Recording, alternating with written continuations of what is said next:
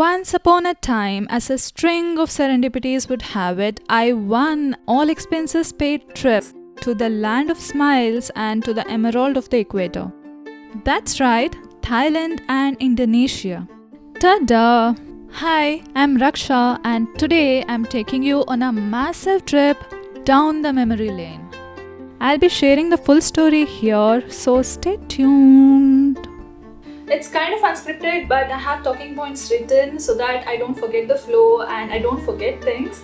And there's always parallel threads running in my head. You don't want to know what's going on in there, so it's better this way. While I said it's a free trip, but it was not technically a free trip.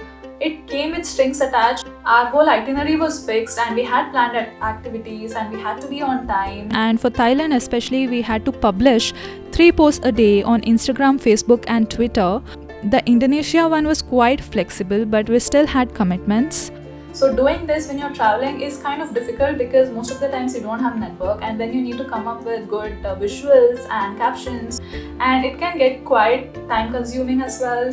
But yes, it gave me an insight into being a travel ambassador, and I realized it's not all rosy and it's not a vacation. It's a lot of fun, but it's still a lot of work and there's a lot of hard work involved. Anyway, without further ado, let's get started. Now, let's talk about the Thailand contest.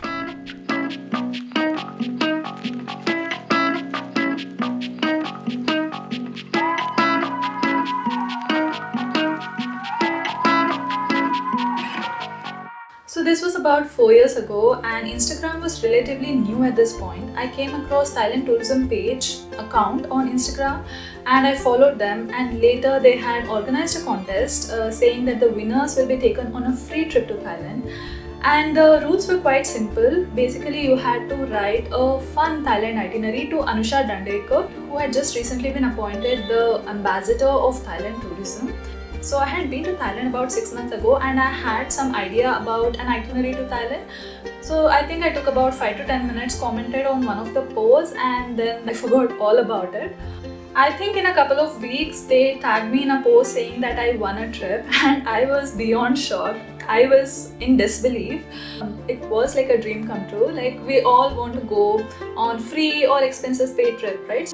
And of course, the first times are always special. The next day I remember waking up and I was still dazed about the whole thing. I couldn't believe that all of this is true. I was on cloud 9. And of course, my parents and my friends, they were like, oh, maybe this is a scam. They were a little skeptical about it, but then I had some hopes because it was from Thailand tourism. And my brother was like, at least you got something interesting out of spending so much time on Instagram. The problem was that it was just a week later since they announced it, and it was a very last minute, and I was working at a startup back then and I had to ask for permission for leaves. We were about to deliver the first release of a product, so it was kind of a busy time, but then I told my manager that I'm going to finish off all the work and if and when I'm needed, I'll still be available. So they were okay with that, and somehow I convinced them. And I remember till the last minute, till I had to leave for the airport, I was working. It was my first trip with strangers, so I was kind of skeptical about that as well. But yes, it was all arranged. The flights, the transfers, the accommodation, food and transportation between places and activities. And we were to travel to Phuket and Bangkok. It was quite a long journey to reach there. Like, we left Bangalore at around midnight and we reached Phuket afternoon or so everyone was tired.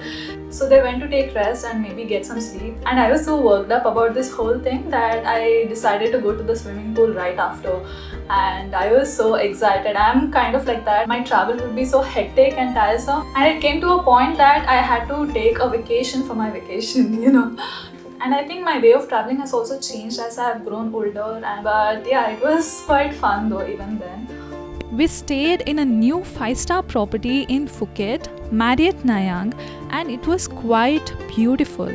They had spacious rooms and even bathtubs. We had a room for ourselves. That was the first time I think I was staying in a 5-star hotel, so it was a special experience for me.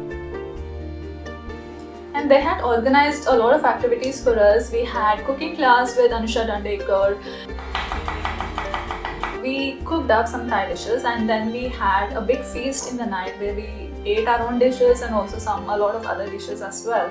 We even went to a 3D Trikai museum in Phuket, and that was the first of its kind museum I have been to. So, where you kind of participate with the artwork. So, you kind of immerse yourself, and then you take pictures for memories and stuff like that. And I am generally a self-aware person, and I'm always in my head. But I let go of my inhibitions and try to play around, and it was quite fun.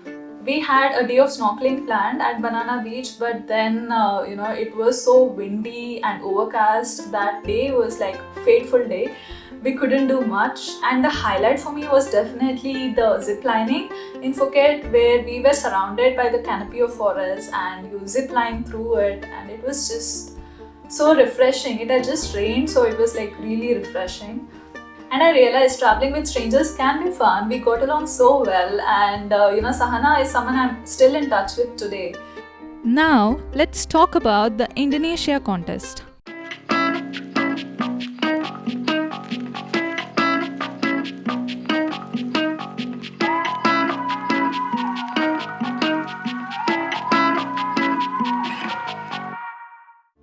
This was about 2 years ago in December of 2018. I came across this contest, which was basically an online game that you need to participate in, and most of the questions were of course related to Indonesia, and you need to find it from the Indonesia website and answer the questions and something like that. And all of a sudden, maybe in a few weeks or so, I got a mail from Indonesia Tourism Board asking me if I have a diving certification, because I had applied for a diving contest. There were different categories. They had some culture and food and architecture. So I had applied for diving. So I had already done my advanced PADI certification in Sri Lanka. So they were looking for divers because this was going to be a diving trip. And some things just come together like that, serendipity. So it happened, and again it was a very last minute trip. I think it was less than a week even, and this time I was working in Expedia and had to take like 3 to 4 days off during the weekdays. Yeah, somehow I managed to do that. This time as well, everything was arranged. We landed in Bali and stayed at an airport hotel. Then we left to Labuan Bajo, and then we were living in a liveaboard. And that's something I was like really excited about. And it was an experience of a lifetime, like living in the ocean. The rooms were just big enough to keep our luggage and have a place to sleep. Nothing luxurious and no frills attached, but literally on top of the ocean 24/7, and that's hard to match. We went on 5 dives altogether, saw a lot of turtles, manta rays, a lot of marine creatures and corals of course, and it was quite spectacular. Indonesia is definitely one of the best diving destinations, and it is absolutely worth it to go on a dive there. If you haven't done diving so far, do go for it once the whole situation gets better. It's absolutely worth it. A completely different world out there. We also went on a night dive, and it is mortifying honestly, because it's completely dark, right? And you carry a torch with you, and it so happened that my torch stopped working. And the light doesn't diffuse as much in water, so it's hard to find other people as well. And luckily my instructor was right around me and he replaced my torch. Since I'm a vegetarian, it was not that easy, because most of the times on board in the liveaboard you will find like seafood, right? So we had some fruits and vegetables, so I was managing with that, and I'm not a fussy eater, so it was fine. On a funny note, milk in Indonesian is called susu. Now you know an Indonesian word. We also went to a lot of fascinating places as well. Padar Island and Pink Beach, and we saw Komodo dragons even. So we had like a half a day to ourselves, and managed to go for a massage and go for some shopping. Ended up buying a bag, which is over here. Yeah, the typical Bali bag. And I even got like compliments for this bag from some strangers, and apparently according to a friend of mine, this is a snake charmer's bag. It looks like it actually. And we had quite a diverse group. I was the only Indian there, and the organizers were quite fun too. And of course, it was a short trip. I couldn't extend my trip because asking for 3 to 4 days leave itself was a big thing at the last minute. Those are the times where I wish to have a remote job. I would have definitely extended if that was the case. but I do have a remote job now, so if something like this happens, I will definitely extend my trip. Before we wrap this up, I just wanted to say that I'll be introducing a cool new product next week, this one, which can be used to save travel memories in a way that's revolutionary.